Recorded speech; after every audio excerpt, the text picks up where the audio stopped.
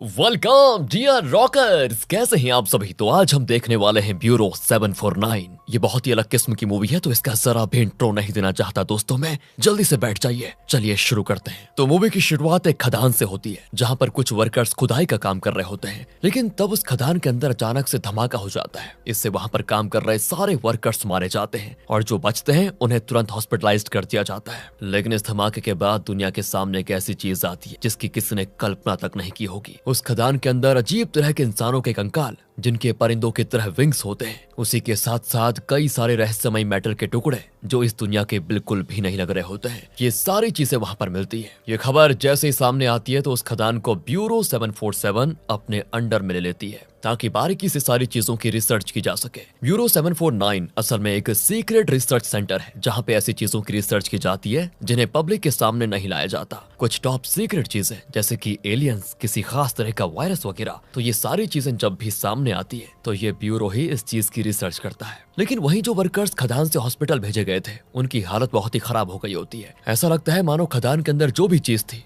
उसने इन सभी के शरीर पर काफी गहरा असर कर दिया है और उन्हें किसी वायरस से बिल्कुल इन्फेक्ट कर दिया है दोस्तों, जिससे कि एक के बाद एक करते हुए सारे वर्कर्स मारे जाते हैं। लेकिन उन्हीं में एक महिला वर्कर भी शामिल होती है जो बेचारी माँ बनने वाली थी। वो बड़ी मुश्किल से बच्चे को जन्म देती है और जन्म देने के बाद अपना दम तोड़ देती है। अब हमें करीब 18 साल के बाद का सीन दिखाया जाता है, जहाँ दोस्तों हम उसी बच्चे को देख पाते हैं जिसको आपको याद होगा उस महिला वर्कर ने मारने से पहले जन्म दे दिया था। उस बच्चे का नाम मसान होता है। मसान की माँ खदान की चीजों से इन्फेक्टेड हो गई थी, इसलिए मसान के अंदर किसी खास तरह की सुपर नेचुरल पावर्स आ गई होती है। जब भी उसकी पावर्स एक्टिवेट होती है ना, उसके परिंदों की तरह पर निकल आते हैं, बिल्कुल वैसे ही जैसे कि इंसानों के कंकाल उस खदान में मिले थे। मसान को लेकिन नहीं पता कि ये पावर किस काम की है। वो तो ये पावर्स को यूज करना भी नहीं चाहता, वो तो ये पावर्स वगैरह चाहता भी नहीं है। वो सिर्फ एक नॉर्मल इंसान की तरह अपनी जिंदगी गुजारना चाहता है। लेकिन दोस्तों अब वो क्या ही कर सकता है। इसी वजह से वो 18 साल पहले रह चुके ब्यूरो 749 के चीफ डेविड और उनकी पत्नी जूलिया के साथ रहता है, क्योंकि माँ के मरने के बाद मसान अनाथ हो गया था। तभी से डेविड ने अपने बेटे की तरह उसको पाला है। डेविड मसान को ब्यूरो वालों से दूर रखता है, क्योंकि ब्यूरो वाले तो मसान के ऊपर टेस्ट करेंगे ताकि उसकी पावर्स के बारे में जान पाए। लेकिन डेविड ये नहीं चाहता। वो मसान को एक खास तरह की दवा भी देता है जो मसान की पावर्स को कंट्रोल करने में अच्छे से काम करती है, ताकि मतलब कभी भी मसान की पावर्स उसके कंट्रोल के बाहर ना हो जाए।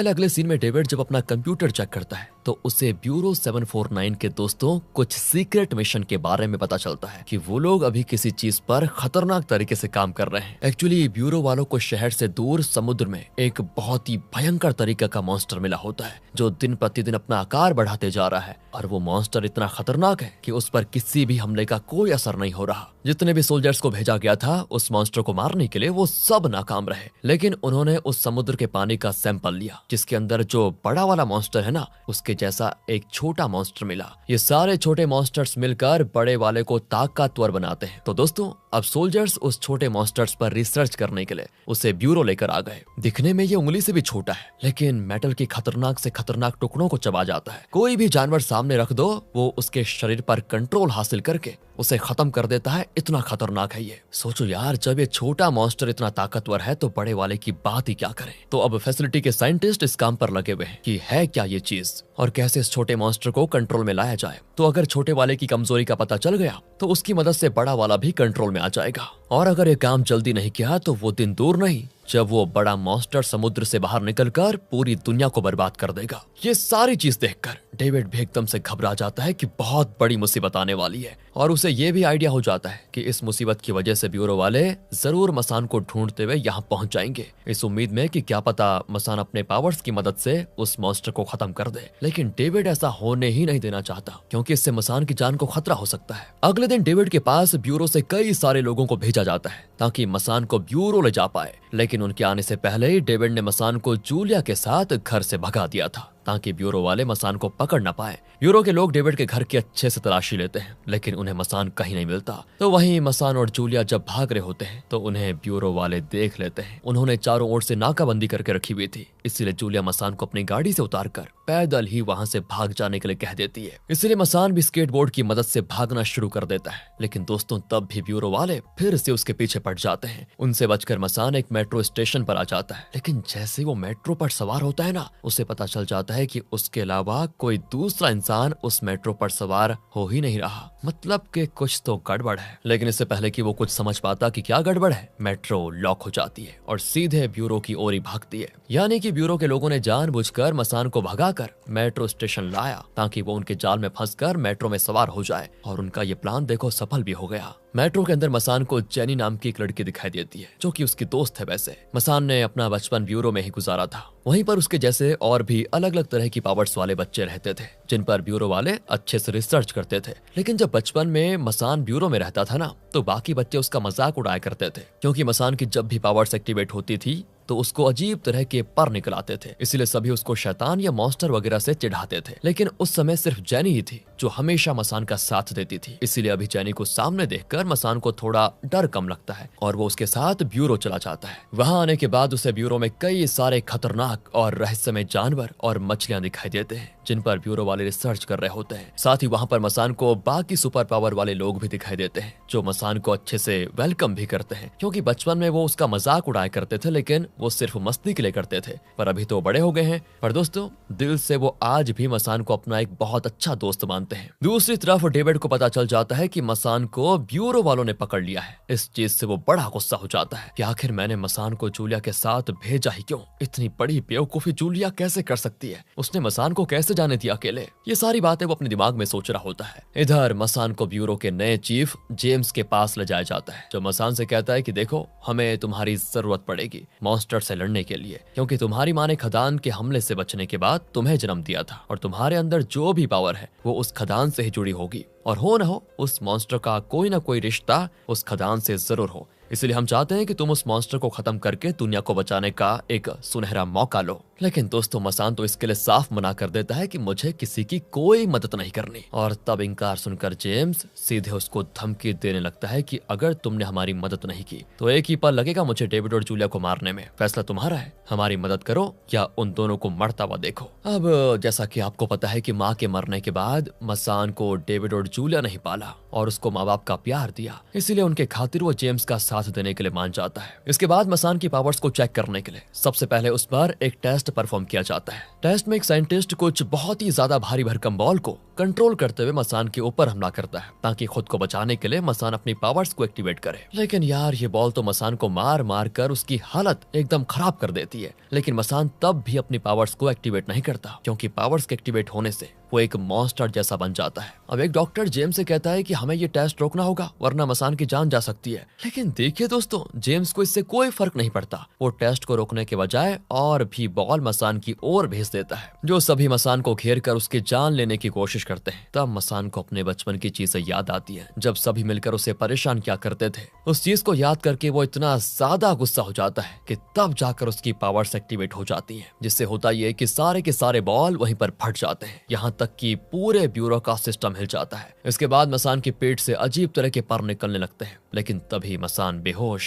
क्योंकि अभी उसे अपनी पावर्स को कंट्रोल करना आता ही नहीं था। इसीलिए सारे लोग तुरंत उसको संभालते हैं। कुछ साइंटिस्ट को मसान के बैग से वो दवा मिल जाती है जो डेविड उसे दिया करता था ताकि मसान की पावर्स कंट्रोल के बाहर ना हो जाएं। अब मसान जब बेहोश है दोस्तों, तो उसे एक अजीब सा सपना आता है जिसमें वो उसी भयानक मॉन्स्टर को देखकर बहुत ज्यादा डर जाता है और इस सपने से मसान की नींद खुल जाती है। उसको समझ नहीं आता कि मेरे साथ हो क्या रहा है यहाँ पर। उसे जैसे ही मौका मिलता है वो ब्यूरो से भागने की कोशिश करता है, लेकिन जेम्स तो ब्यूरो को लॉक करके उसे पकड़ लेता है और दोबारा धमकाता है कि लगता है तुम्हें डेविड और जूलिया की परवाह नहीं है, इसीलिए तुम यहाँ से भागने की कोशिश कर रहे हो ना। देखो, आइंदा ये हरकत की तो तुम्हें धमकाऊंगा नहीं, सीधे तुम्हारे माता पिता को मार डालूंगा। जिसके बाद जेम्स जेनी से कहता है कि इस मसान का ख्याल रखना, आगे से भागने की कोशिश ना करे, क्योंकि सिर्फ तुम ही हो जिसकी बात ये सुनता है। साथ ही जेनी के पास टेलीकिनेटिक पावर्स होती हैं, जिसकी मदद से वो किसी भी चीज को कंट्रोल कर सकती है। बचपन में वो अपनी पावर्स को अच्छे से इस्तेमाल नहीं कर पाती थी, लेकिन अब वो अपनी पावर्स का इस्तेमाल बहुत बढ़िया तरीके से करती है। वहीं जेम्स को बाकी साइंटिस्ट बताते हैं कि समुद्र वाले मॉन्स्टर ने अपना आकार बढ़ाना शुरू कर दिया है। ऐसा ही रहा तो करीब हफ्ते भर के अंदर वो मॉन्स्टर पूरे शहर में हमला कर देगा। हमें जल्दी से जल्दी कुछ करना होगा, नहीं तो बहुत बड़ी मुसीबत हो जाएगी।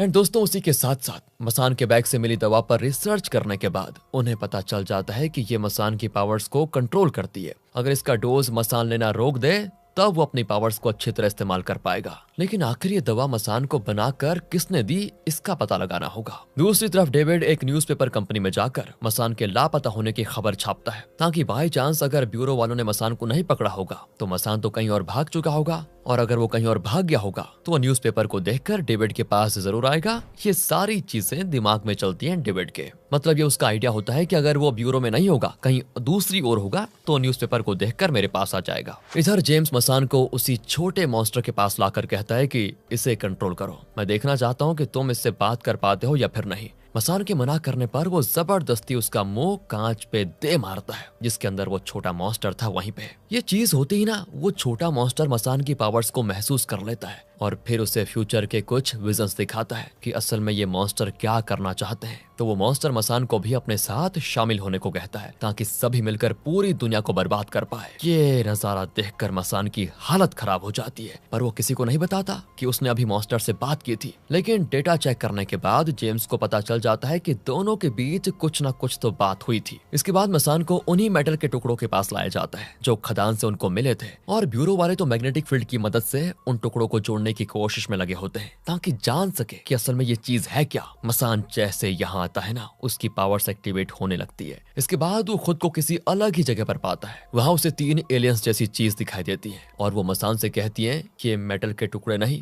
बल्कि हमारी स्पेसशिप के कोर हैं। हम यहाँ तुम्हारी मदद लेने के लिए आए हुए हैं ताकि दुनिया को बचाया जा सके। वेल दोस्तों, समझाता हूँ क्या हुआ। तो असल में आज से करीब 50,000 साल पहले ये मॉन्स्टर पहली बार धरती पर आया था। तब उसे रोकने के लिए आसमान से ये स्पेसशिप आई। उस स्पेसशिप के अंदर ये तीनों एलियंस थे। उन्होंने स्पेसशिप की मदद से मॉन्स्टर को रोकने की कोशिश तो की, लेकिन मॉन्स्टर ने हमला करके स्पेसशिप बर्बाद कर दी। इसीलिए तीनों एलियंस ने खुद को स्पेसशिप के कोर के अंदर कैद कर लिया, और काफी मुश्किल से उन्होंने मॉन्स्टर को खदान के अंदर कैद करने में कामयाबी पाई। लेकिन जब वर्कर्स ने खदान में खुदाई की तो वो मॉन्स्टर फिर से आजाद हो गया, जो अब तबाही लेकर आ रहा है, और उसको अब सिर्फ मसान ही रोक सकता है, वो भी उस एलियंस स्पेसशिप के कोर की मदद से। क्योंकि खदान फटने के बाद जो उसके अंदर से पावर निकली थी, उसी पावर ने मसान की मां पर हमला किया। इससे तो वो मर गई, लेकिन मसान बच गया। खदान की पावर में उन 3 एलियंस और मॉन्स्टर दोनों का डीएनए मौजूद था, जिसकी पावर सब आ गई है मसान के अंदर। इसीलिए मसान ही केवल एक ऐसा इंसान है जो मॉन्स्टर को खत्म कर सकता है। इसीलिए ये तीनों एलियंस मसान की मदद चाह रहे हैं। ये सारी बातें जानकर मसान हैरान हो जाता है, और तब उसकी पावर्स फिर से एक्टिवेट होने लगती है। जैसे ये होता है, वो सारे मेटल आपस में जुड़ते हैं और कोर को दोबारा बनाने लगते हैं। जैसे जैसे कोर रेडी होता है, छोटा मॉन्स्टर कमजोर पड़ने लगता है। यानी कि कोर और मसान की पावर ही सिर्फ एक रास्ता है मॉन्स्टर को खत्म करने का। लेकिन अब प्रॉब्लम ये होती है कि जैसे मसान की पावर आउट ऑफ कंट्रोल हो जाती है, वो हो जाता है बेहोश,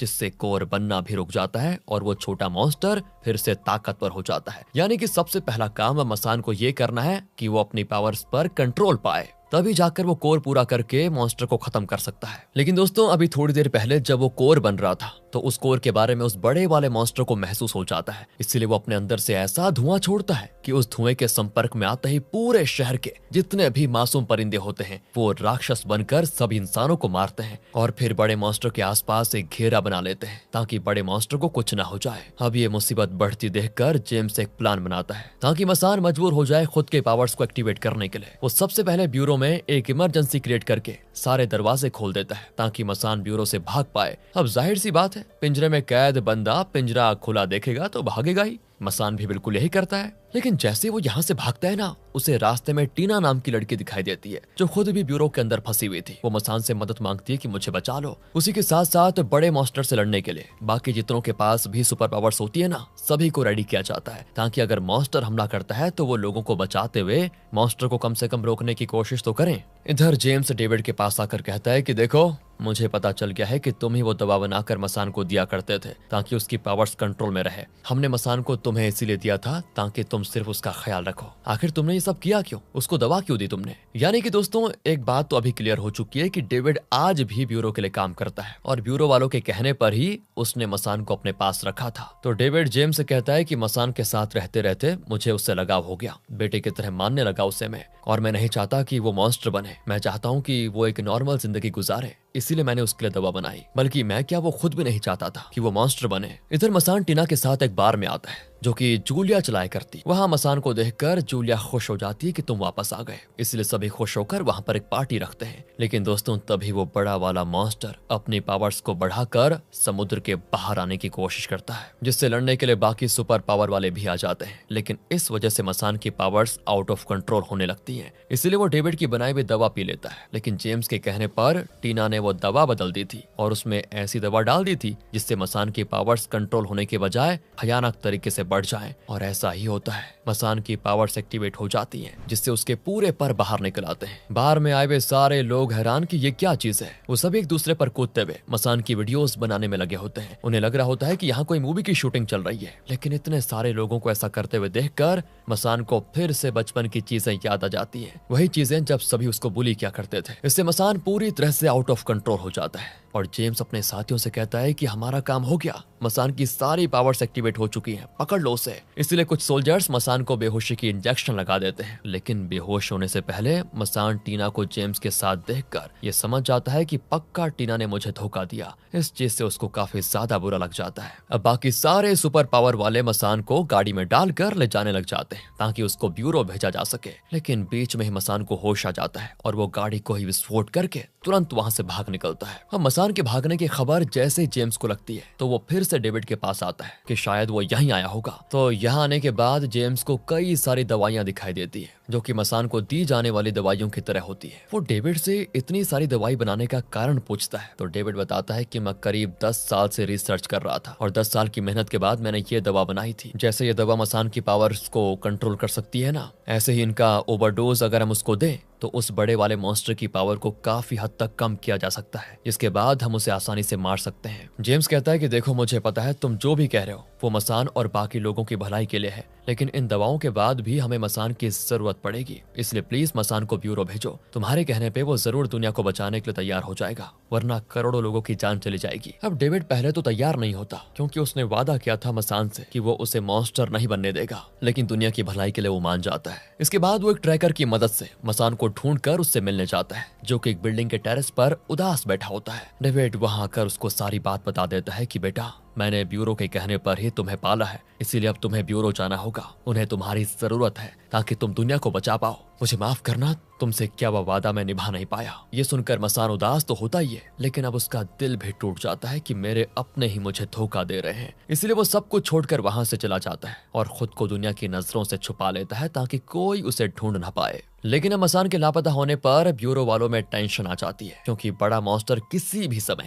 भी समय समुद्र से बाहर आकर तबाही मचा सकता है। इसीलिए जेम्स पूरी मिलिट्री रेडी करता है ताकि मॉन्स्टर पर हमला करके उसको कम से कम रोक तो पाए। ये करने के लिए सबसे पहले पूरे शहर को खाली किया जाता है, क्योंकि मासूम लोगों को जितना हो सके उतना मॉन्स्टर से दूर रखना होगा, वरना मॉन्स्टर तो सारी मानव जाति को खत्म कर देगा। इसलिए सारे ब्यूरो में जो सुपर पावर वाले लोग होते हैं वो भी अपने अपने परिवार को अलविदा कहकर उन्हें शहर से दूर भेज देते हैं, क्योंकि किसी को नहीं पता कि इस लड़ाई में किसका अंत होगा, किसकी जीत होगी और किसको हार कर मरना पड़ेगा। इधर डेविड भी जूलिया को कुछ पैसे देकर कहता है जितनी जल्दी हो सके इस शहर से दूर चले जाओ। मैं नहीं जा सकता क्योंकि मुझे अभी एक आखिरी काम करना बाकी है, उसको करे बगैर मैं कहीं नहीं जाऊंगा। और जूलिया समझ जाती है कि डेविड क्या करना चाहता है। वो अपनी बनाई हुई दवा की मदद से मॉन्स्टर को कमजोर करने की कोशिश करेगा ताकि बाकी मिलकर उसे मार पाए, लेकिन इसमें डेविड की जान जाना बिल्कुल तय है। इस चीज से जूलिया काफी ज्यादा उदास हो जाती है, तो वो भी कह देती है कि चाहे कुछ भी हो जाए मैं अपने परिवार को छोड़कर नहीं जा सकती, मैं भी तुम्हारा साथ दूंगी, हम मिलकर मॉन्स्टर को खत्म करेंगे। ये सुनकर डेविड भी काफी ज्यादा इमोशनल हो जाता है और वो दोनों एक दूसरे के गले लग जाते हैं। इधर समुद्र वाले मॉन्स्टर ने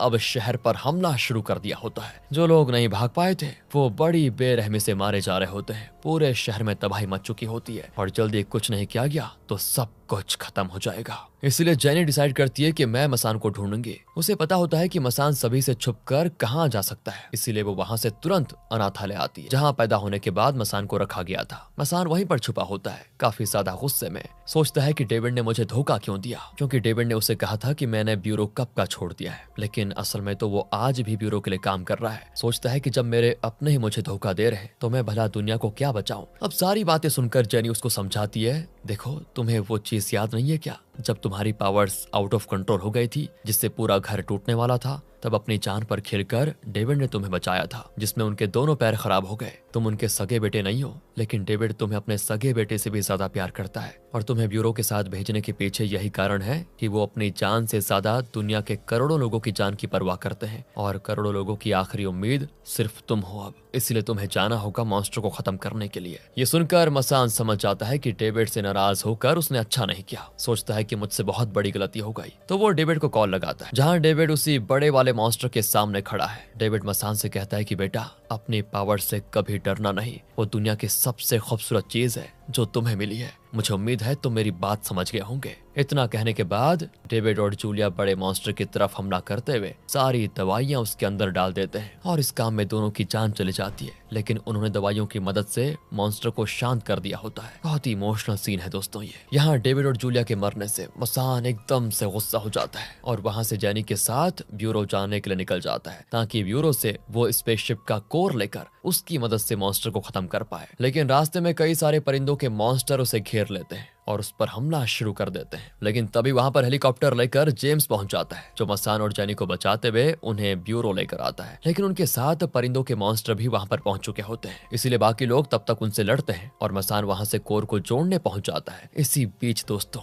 वो बड़ा वाला मॉन्स्टर अब डेविड के दवा के असर से बाहर आ जाता है। उसे पता चल चुका था कि मसान कोर को बनाने की कोशिश में है, इसलिए वो सीधे ब्यूरो की तरफ बढ़ता है ताकि मसान के साथ साथ कोर को भी बर्बाद कर दे। तो वहीं जब परिंदों के मॉन्स्टर ने काफी हद तक ब्यूरो को बर्बाद कर दिया होता है, तब जेम्स अपने हेलीकॉप्टर से सीधे उनके झुंड में घुसकर सभी को मारना शुरू कर देता है। लेकिन उसे भी नहीं पता था कि यहाँ से बाहर निकलना नामुमकिन है और जैसा उसने सोचा था वो चीज हो भी जाती है। कई सारे मॉन्स्टर को मारने के बाद जेम्स का हेलीकॉप्टर क्रैश हो जाता है, जिसमें उसकी भी जान चली जाती। मानना पड़ेगा दोस्तों, जेम्स बुरा इंसान नहीं था, बस गुस्सा करता था ताकि कैसे भी करके दुनिया को बचाया जा सके, और बचते बचते बताओ उसने अपनी जान दे दी। अब वो बड़ा वाला मॉन्स्टर ब्यूरो के अंदर आकर तबाही मचाने में लगा होता है, लेकिन तब तक मसान उस कोर को पूरा कर लेता है और वो जैसे उस कोर को पकड़ता है ना, उसी टाइम मॉन्स्टर जैनी को पूरी तरह से जकड़ लेता है और उसे दबाते हुए मारने की कोशिश में होता है। ये देखकर मसान वो कोर हवा में बहुत ऊपर उछालकर तुरंत जैनी के पास जाता है ताकि उसे बचा पाए, लेकिन जैनी अपनी टेलीकिनेटिक पावर्स की मदद से उसे दूर कर देती है, क्योंकि उसे पता था यहाँ पर आकर सिर्फ मसान उसके साथ फंस जाएगा और कुछ भी नहीं, और इससे होगा क्या, सभी की कुर्बानी बर्बाद। तो वो मसान से कहती है, अब दुनिया को बचाने की जिम्मेदारी सिर्फ तुम पर है, इस मॉन्स्टर को जीतने मत देना। इतना कहते कहते मॉन्स्टर बेचारी जैनी को भी मार देता है। अब एक एक करके सारे अपनों को मॉन्स्टर के हाथों मरता हुआ देखकर मसान का गुस्सा सातवें आसमान पर पहुंच जाता है। वो तुरंत उस कोर के पास जाता है, लेकिन वो वहां पहुंचा ही होता है कि तभी मॉन्स्टर अपने टेंटिकल को सीधे मसान के अंदर घुसा देता है। मसान की हालत एकदम खराब, वो बेहोश हो जाता है। जो भी लोग अभी तक उस मॉन्स्टर से लड़ने की कोशिश कर रहे थे, उनकी आंखें नम हो जाती, क्योंकि उनकी आखिरी उम्मीद भी खत्म होती हुई दिखाई दे रही थी। तब मसान को उसके बचपन की कुछ मेमोरीज दिखाई देती है, वो वाली मेमोरीज जब मसान की माँ उसको जन्म दे रही थी। उनको पता था कि उनका बच्चा म्यूटेट पैदा होगा, लेकिन तब भी उन्होंने सारे डॉक्टर से कह दिया था कि देख लेना, मेरा बच्चा एक दिन पूरी दुनिया में अपना नाम रोशन करेगा। और सपने में इस चीज को देखकर मसान को होश आ जाता है, और जैसे उसका थोड़ा सा खून कोर पर गिरता है ना, कोर एक्टिवेट हो जाता है और कोर की पावर बड़े वाले मॉन्स्टर को जमा कर अपने अंदर समा लेती है, जिससे मॉन्स्टर ने स्पेसशिप के जितने भी हिस्सों को एब्जॉर्ब कर लिया था वो बाहर आ जाता है और स्पेसशिप